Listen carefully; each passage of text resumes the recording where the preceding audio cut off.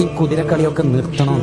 എത്രാന്ന് വിചാരിച്ചിട്ട് ഈ കളി തുടരില്ല? എത്രാന്ന് വിചാരിച്ചിട്ടാ ഈ കളിയൊക്കെ നിൽക്കാൻ വലിയ പണിയില്ലാന്ന്. നമ്മൾ എന്തെങ്കിലും ഒരു ചെറിയ പരിക്ക് പറ്റിയിട്ട്, കാലിനോ കൈക്കോ പരിക്ക് പറ്റിയിട്ട് ഹോസ്പിറ്റലിൽ പോയി, ഡോക്ടർ പ്രിസ്ക്രിപ്ഷൻ എഴുതിക്കൊണ്ടിരിക്കുമ്പോൾ പറയാണ് ബ്ലഡ് ഒന്ന് ടെസ്റ്റ് ചെയ്താലോ എന്നുണ്ട്, ഒരു ടെസ്റ്റിന് കൊടുത്താലോ എന്നുണ്ട്. പ്രശ്നമൊന്നുമില്ല, ബേജാറുന്നാണ്ട, ക്യാൻസർ സെന്ററിലേക്ക് വിടും എന്ന് പറയലോടുകൂടി തീർന്ന് ചങ്ങായിമാരെ നമ്മൾ ജീവിതം തീർന്നു.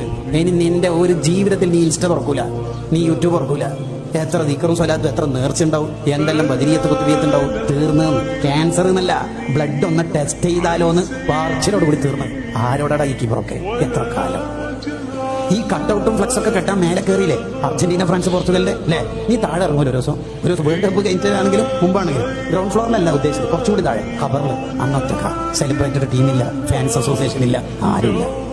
റെഡ് സിഗ്നൽ കത്തി കാറ് നിർത്തി, ട്രാഫിക് അല്ലേ? റെഡ് സിഗ്നൽ കത്തി കാറ് നിർത്തി. ഉണ്ടായ സംഭവമല്ലേ ഈ പറയണത്? കുറച്ച് കഴിഞ്ഞ് പച്ച ലൈറ്റ് കത്തി, കാർ പോകാൻ നോക്കുമ്പോൾ മുമ്പിലത്തെ കാർ പോകണില്ല, തുരുതുരാ ഹോൺ അടിച്ചു, ചൂടായി. അതിലുണ്ട് ഡോർ തുറന്നിട്ട് മുമ്പിലത്തെ കാർ കാരനോട് ചൂടാൻ വേണ്ടി പോകുമ്പോൾ മൂപ്പരെ കൈ സ്റ്റിയറിംഗിന്റെ മേലുണ്ട്, സീറ്റ് ബെൽറ്റ് അങ്ങനത്തെ തല ചേർന്നിട്ടുണ്ട്, ചുവന്ന പച്ച ലൈറ്റിന്റെ ഇടയിൽ മരിച്ചിട്ടുണ്ട്. ഇത്രയേ ഉള്ളൂ കൂട്ടുകാരെ, ഇത്രയേ ഉള്ളൂ. എത്ര കാലം നിർത്തണ്ടേ? നമുക്ക് ഇതൊക്കെ നിർത്തണ്ടേ? കുറെ ചെയ്തില്ലേ? മതിയില്ലേ? നിർത്തണ്ടേ? നമുക്ക് നിർത്തണം, നമുക്കതിന് കഴിയണം. യഥാർത്ഥത്തിൽ നമ്മുടെ ശരീരത്തിലെ മുഴുവൻ അവയവങ്ങളും നമുക്ക് എതിരായിട്ട് സാക്ഷിക്കൂലേ ആഖിറത്തില്?